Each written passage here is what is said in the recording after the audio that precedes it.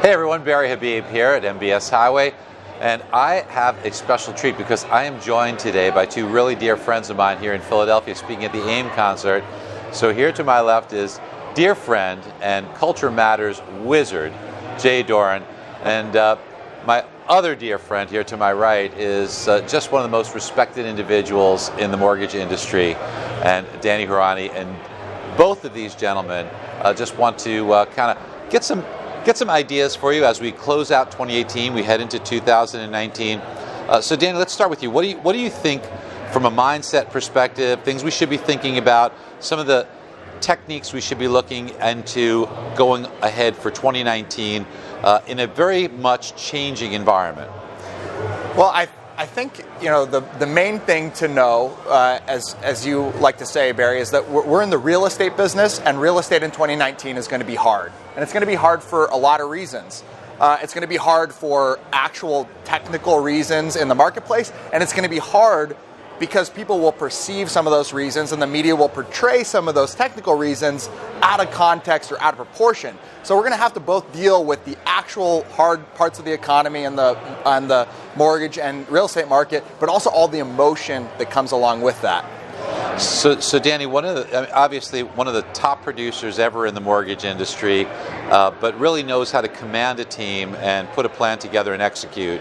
I've always admired that in you. And if someone's listening and they're saying, okay, so I understand what you're saying, that 2019 may be a year, and I love the way that you put it, is that there's going to be reality, which may be a little bit challenging, but what might even be more challenging isn't necessarily the reality, but it is the way that it's perceived. Right. And the perception could be much worse than the reality, but yet people are going to react based on perception.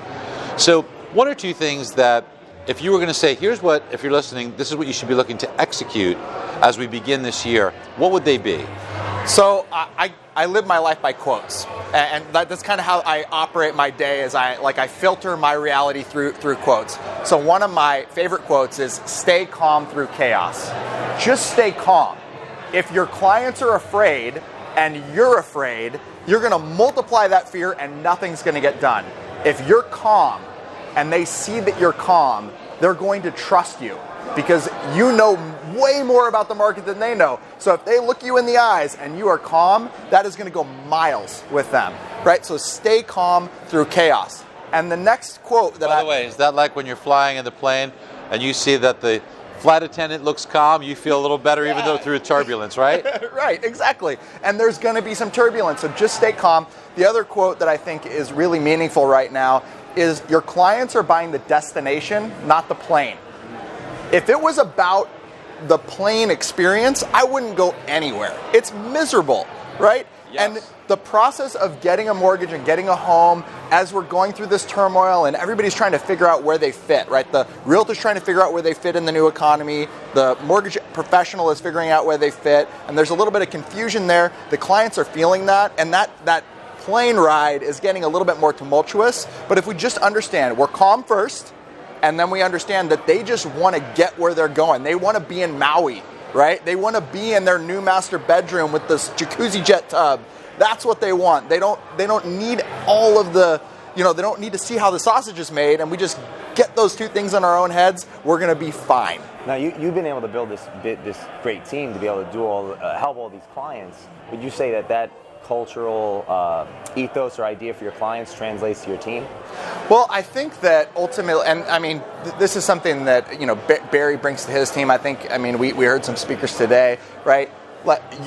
Your team's going to model your energy. Yeah. They're going to model your values, right? And it's not just that it's not a one-way street, right? Like, those people were attracted to the organization in the first place because those things existed. So you kind of, if you're doing it right, you get this upward synergistic effect, right? Where things just keep getting better and better. If you're setting a clear vision, you're yourself staying calm. So, I mean, at the end of the day, leadership is what everything kind of hinges off of. Even if you're just a one-person shop, you can lead yourself better and make a huge difference. I love that. And Jay, you're very uniquely positioned because you have done such an amazing job in your culture matters, and sharing thoughts and knowledge and helping companies understand the importance of a growing culture. But along the way, you have had so many great interviews and had a chance to interact with some really special people and people that are leaders. From a lot of the knowledge that you've gained from talking to some of these great leaders and visionaries, what would you say is really important that people that are watching can take with them into 2019? People that I've interviewed, 98 people like yourself that have done amazing things in their lives. One big thing that stands out is they're learners in any market. They invest time in thinking, whether it's reading, mentors, coaching. They're always doing things to learn. I've learned that from you. You have always been someone that's learned markets and learned things to the point where you're getting awards, being the #1 rated by Zillow, the #1 financial expert basically in the country. Another individual, Mike McCann, who's like a top realtor in America for Berkshire Hathaway. He was always traveling places and with mentors and also studying other markets and other places, how they'd affect Philadelphia. And being at the top of that real estate field, learning from him and then learning from you when I interviewed you and seeing that pattern, and you multiply it over, dozens and dozens of conversations, I see a big pattern is that the learners are earners, not just financially, but spiritually, because then they could give back. Wow. And that's changed my life overnight. I love that. Overnight in a year and a half. Yeah. So really always be a student, right? Always be a student. What else is there in life other than thinking and then doing good?